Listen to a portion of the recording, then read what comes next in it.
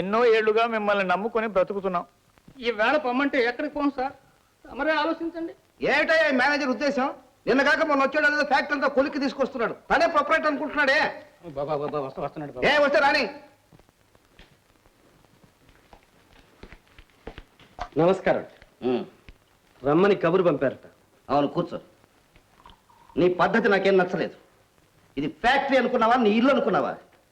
15 ఏళ్ళ నుంచి నమ్ముకొని పనిచేస్తున్న ఈ పెద్ద మనుషులు ఇద్దరిని ఉద్యోగం నుంచి తీసేస్తావా? ఎవరిచ్చారా నీకు అధికారం? మీరే ఇచ్చారండి. ఫ్యాక్టరీకి ముప్పు తెచ్చే వారి మీద చర్య తీసుకోవడం నా ధర్మంగా భావిస్తున్నాను. ఏమిటయ్యా వాళ్ళు తీసుకొచ్చిన ముప్పు? ఫ్యాక్టరీని దోచేస్తున్నారండి.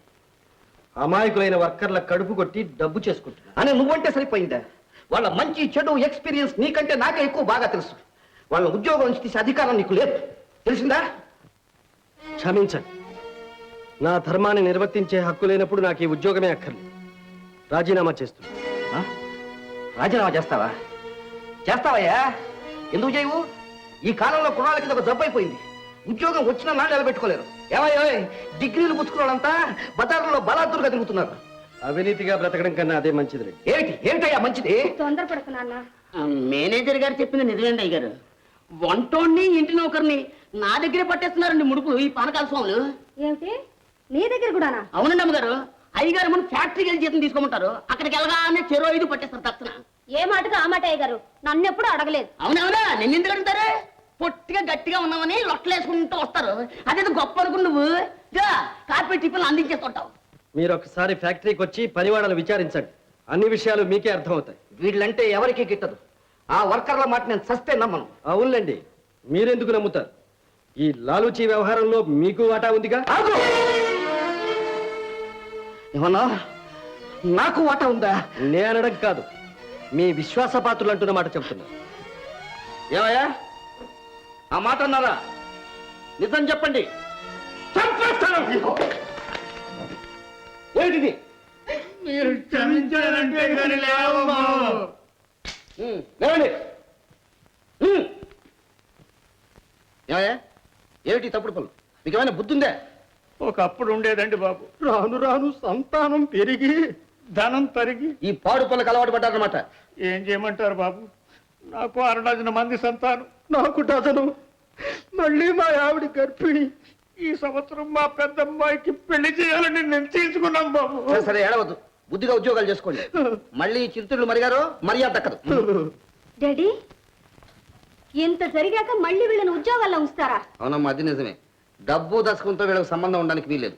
మామూలు గుమాస్తాలాగా పడి ఉండండి. పోండి. ఏదో ఒకటి తమ దయ.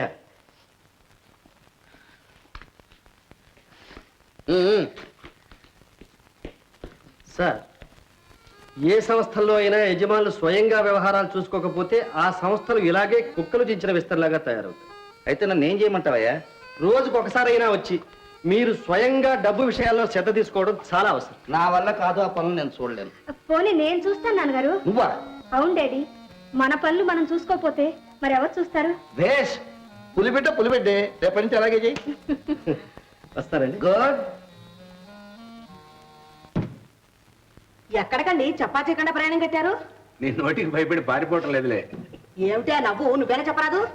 నాన్న హైదరాబాద్ వెళ్తున్నారమ్మా, ప్లేడర్ తో మాట్లాడతాను. ఇంకా ప్లేడర్లు ఫీజులు ఏమిటి? ఎప్పుడో వేలకు వేలు పోసి కేసులు ఎగ్గాంగా. అప్పుడు మనం గెలిచాం, ఇప్పుడు వాళ్ళు సుప్రీం కోర్టుకు వెళ్ళారు. మనమేనా అంత తీసిపోయింది?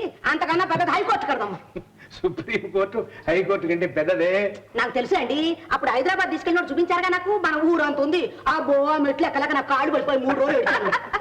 ఏమిటి ఆ విరగబడినవ్వడం? సుప్రీం కోర్టు ఢిల్లీలో ఉందమ్మా.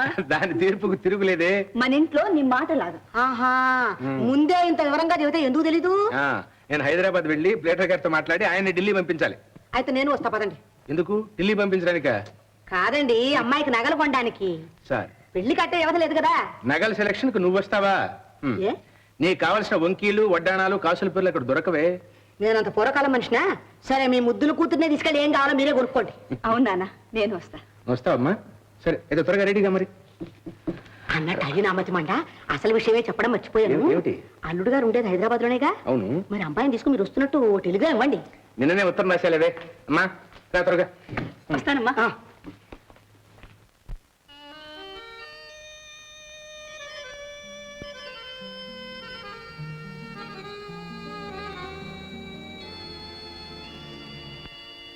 నమస్కారం అండి.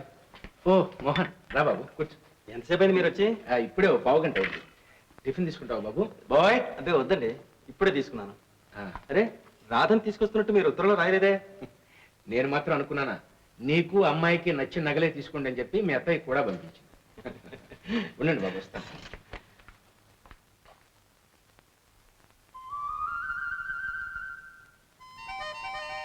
బాబు ఇదిగో, ఈ డబ్బు నీ దగ్గర ఉంచు.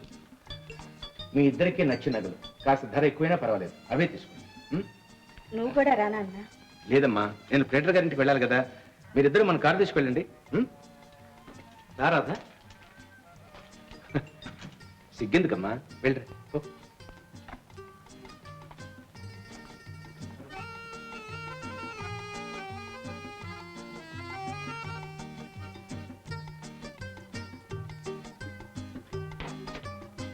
బాయ్, గది శుభ్రం చేసి తాళం చెవి కౌంటర్ లేవు. భూషయ్య గారు నమస్కారం. నమస్కారం. లాయర్ గారు ఇంట్లో ఉన్నారా? క్లబ్కు వెళ్ళారండి. వస్తాను, కూర్చోండి.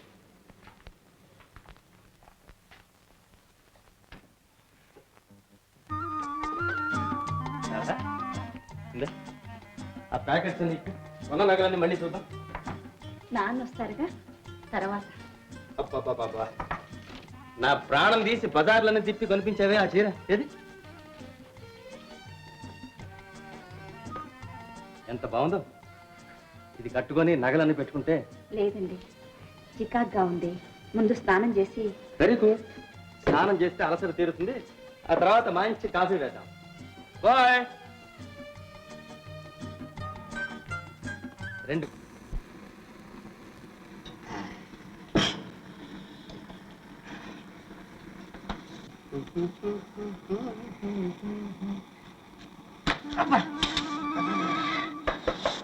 వస్తున్నా. ఈ పాలవాడికి వేళ పడాలి. అబ్బా, వస్తున్నా. అబ్బా, ఏమిటా తొందర? మీ అయ్యగారు ఉన్నారా? ఉన్నారు, రండి. మీరేనా మహానుభావా? ఏమిటి కన్నీళ్ళు? అబ్బే, ఏం లేదండి. ఈ వెధవ ఉల్లిపాయలున్నాయి చూశారు, వీటికి చాలా పొగరండి. I'm sorry.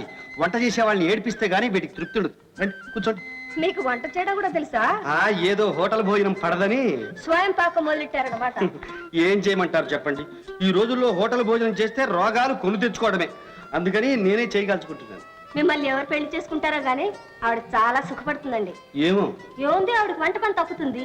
మీరే ఆవిడకి పిల్లలకి చక్కగా వండి పెట్టచ్చు. ఇంకా నయం, పిల్లలకి పాలు కూడా పట్టొచ్చు అన్నారు కదా. చాలండి మీరు మీ మాటలు. లేకపోతే ఏమిటండి, మగవాళ్ళు వంట చేయడం తప్ప? నా అభిప్రాయంలో పాకశాస్త్రం కూడా ఒక కళ, ఫైన్ ఆర్ట్.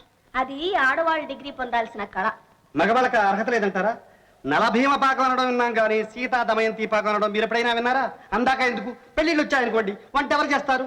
నలుగురు మగాళ్ళు నడుం కట్టి 400 మందికి వాచేస్తారు. మీ ఆడవాళ్ళు ఎందుకు పనికి వస్తారండి? చిలకల్లాగా సింగారించుకుని కబుర్లు చెప్పడానికి తప్ప. ఈ అవతారం చాలించి వెళ్ళి డ్రెస్ చేసుకురండి, సినిమాకి టైం అవుతోంది. 5 గంటలే కదండి అయింది. అన్నం పూర్తయింది, కూర కూడా 10 నిమిషాల్లో పూర్తి చేసి. కూర లేదు, నారా లేదు. ఇవాళ భోజనం మా ఇంట్లోనే ఏర్పాటు చేసి వచ్చాను. మా ఇంట్లోనూ ఏర్పాటు చేశాను మీకోసం టిఫిన్. ఆ? తెస్తారండి.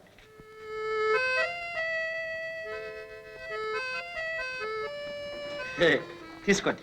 పాపం నా కోసం చాలా శ్రమ పడ్డట్టున్నారే. మరి ప్రొప్రైటర్ గారి కూతురు రాకరాక మా ఇంటికి వేయించేస్తే ఈ మాత్రం మర్యాద అయినా చేయకపోతే బాగుండదంటారు. అదే తీసుకోండి, డ్రెస్ చేంజ్ చేసుకొస్తాను.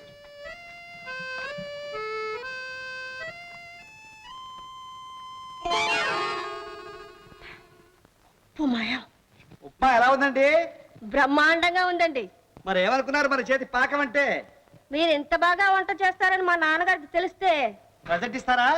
ఆ మా కోటిగారిని డిస్మిస్ చేసి మిమ్మల్ని వంటవాడిగా అపాయింట్ చేస్తారు. అమ్మమ్మమ్మ, మీకు పుణ్యం ఉంటుంది. మీ నాన్నగారికి మాత్రం ఈ విషయం చెప్పకండి. అదేమిటి ఉప్మా అంతా అలాగే వచ్చేసారు? మీరు కూడా వస్తే కలిసి తీసుకుందామని. Thank you. జస్ట్ 1 సెకండ్, ఇప్పుడే వస్తాను.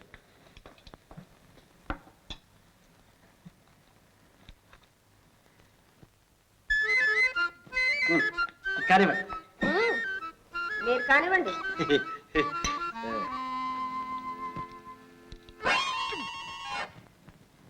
ఏమిటి అలా దూసిపోయారు? ఏం లేదండి, ఉప్మా చాలా బాగుంది కదండి. భలే బాగుంది. ఉంటే ఇంకో ప్లేట్ కూడా తింటాను. ఏమండి, మీరింత నైస్ గా అబద్ధాలు ఆడతారని నాకు ఇంతవరకు తెలియదురండి. ఉప్పు కషిల్లా ఉప్మా ఉంటే నన్ను పొగిడేస్తున్నారే. లేకపోతే మీరు వండిన వంట బాగాలేదని మీ మొహానే ఎలాగండి చెప్పడం? మీ అవస్థ చూస్తుంటే నాకు జాలేస్తుంది, కానీ హాయిగా పెళ్లి చేసుకోండి. వంట కోసం పెళ్లి చేసుకునే కర్మ నాకేం పట్టిందండి? అయినా పెళ్ళంటే మాటలా? నా కంటికి మనసుకు నచ్చిన అమ్మాయి దొరకొద్దు? మీకు కాబోయే భార్యామణి ఎలా ఉండాలో చెప్పండి. ఏ, మీ పరిచయంలో ఎవరైనా ఉన్నారా? ఉమ్. ఎవరండి అమ్మాయి? అందంగా ఉంటుందా? మీ అంత? ఓ అప్పరించి బొమ్మ అనుకోండి. అయితే కాస్త పరిచయం చేయండి. సరే, ఈ పూట సినిమా ప్రోగ్రామ్ మానేద్దాం. హోటల్కి వెళ్ళి కాస్త కాఫీ టిఫిన్ తగిలించి ఆ తర్వాత అమ్మాయిని కలుద్దాం. ఓకే? ఓకే. పద.